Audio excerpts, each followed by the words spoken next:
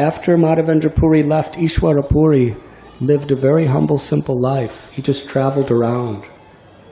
He came to Navadvip. He didn't announce who he was. He just looked like a really, really simple, ordinary sannyasi. Nobody noticed him. He came to the house of Advaita Prabhu and was watching him do seva for his deity in great ecstasy, watching Advaita's devotion. Advaitacharya couldn't recognize who this was, but he saw something very special about him. And then Mukunda Dat, that sweet singer of kirtan, began to sing about Krishna. And Ishwara Puri uncontrollably erupted in symptoms of love. And seeing that, immediately everybody understood, this is Ishwara Puri. He stayed at the house of Gopinathacharya. He had written a book called Krishna Lilamrita, and he was reciting this each night. And his favorite, most pupil was Gadadhar Pandit, who was Srimati Radharani herself in this form. One day he met Nimai Pandit along the bank of the Ganga, and Nimai brought him to his home and personally served Ishwara Puri the prasad cooked by Vishnu Priya and Sachi Mata, and asked Ishwara Puri all night long that night to speak Hari Katha. One day Ishwara Puri asked Nimai Pandit, "But you are a great scholar. I'd like you to correct any mistakes in my writing." Lord Chaitanya said, a great devotee of Krishna makes no mistakes.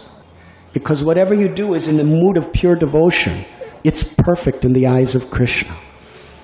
And anyone who sees a mistake in one who has that sincere, pure intent to serve Krishna, that person is the greatest fool.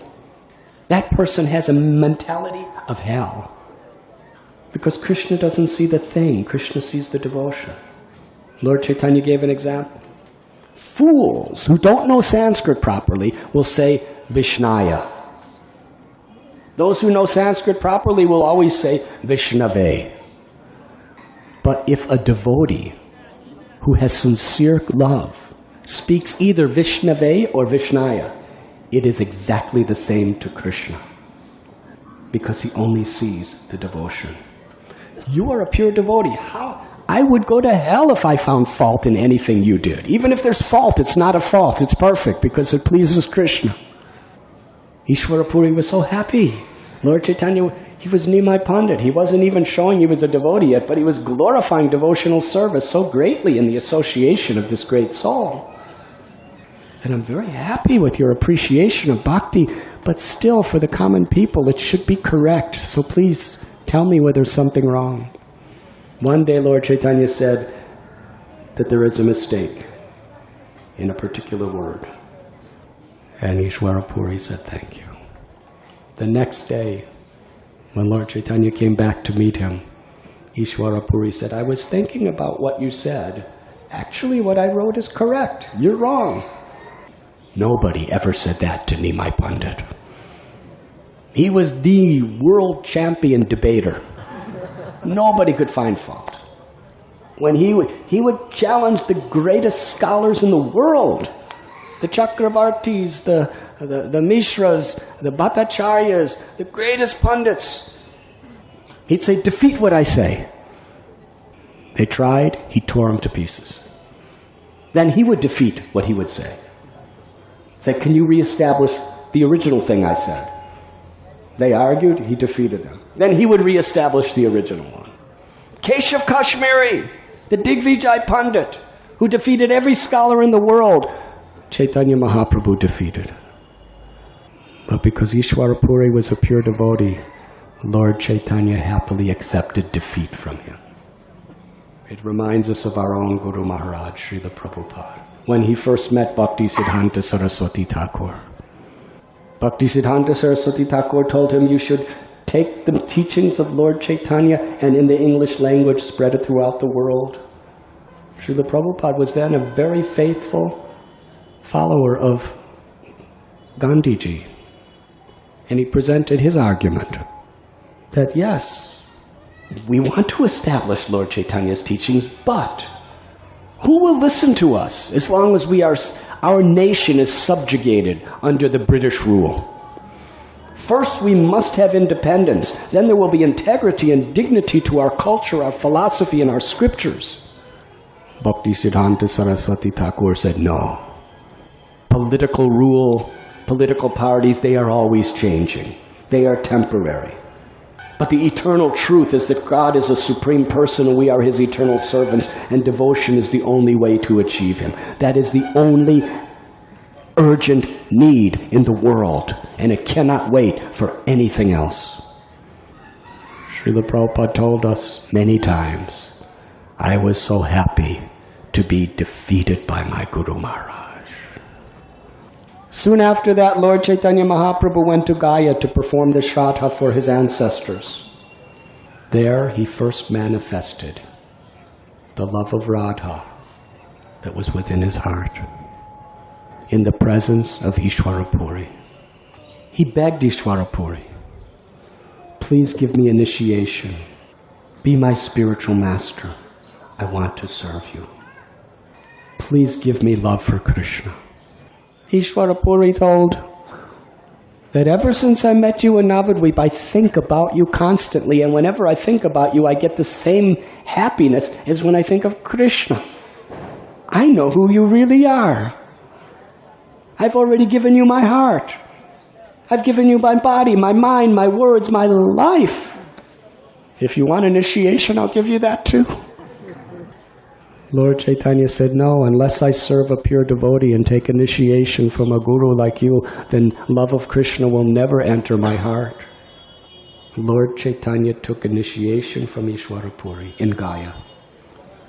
And not only that, he served his guru with great humility. He cooked for his guru. He cleaned for his guru. He massaged his guru. And his Guru Maharaj told him that the only refuge for anyone in this age of Kali is the name of Hari.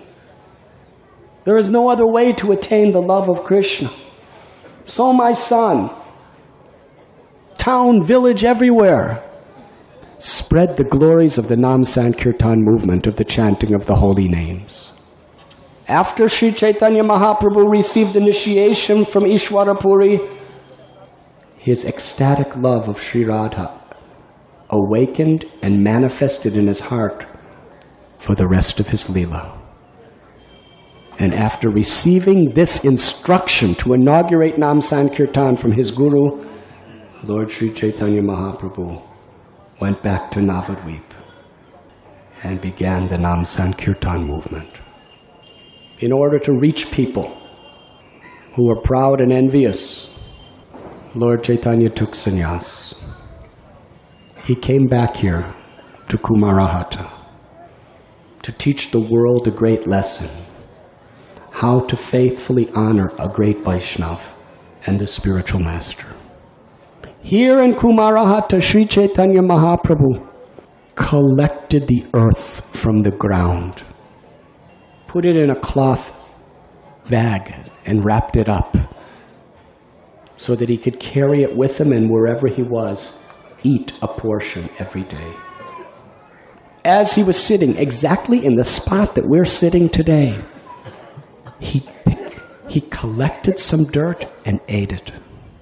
Torrents of tears poured from his lotus-like eyes. His limbs trembled, and with a choked voice, he exclaimed his feelings. This earth from Kumarahata, the birthplace of my Guru Maharaj, the birthplace of the great Vaishnava Ishwara Puri, this earth is my only wealth in life. This earth is my life breath. This earth keeps me alive. With these words, he soaked the ground with his tears of gratitude and love for Ishwara Puri. And also taught the world how, if we want to actually get Krishna's mercy, we must aspire to honor great souls. Since that time, It is recorded in Sri Chaitanya Charitamrita, it is recorded in Sri Chaitanya Bhagavat. Millions of people, Gaudiya Vaishnavas, have come here to collect dirt from this place. And they collected so much dirt that they made a huge hole in the ground. And then when it rained, it made a lake. And that is what is before us. This lake was not excavated by some farmers.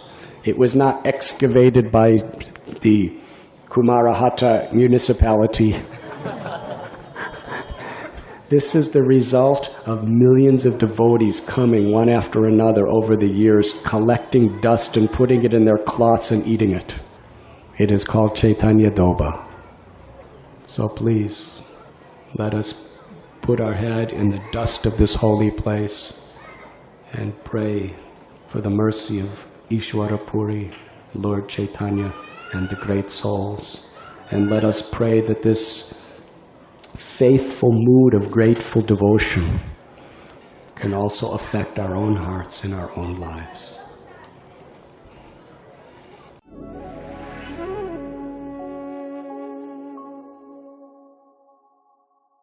You were listening to Radhanath Swami on thesacredconnect.com.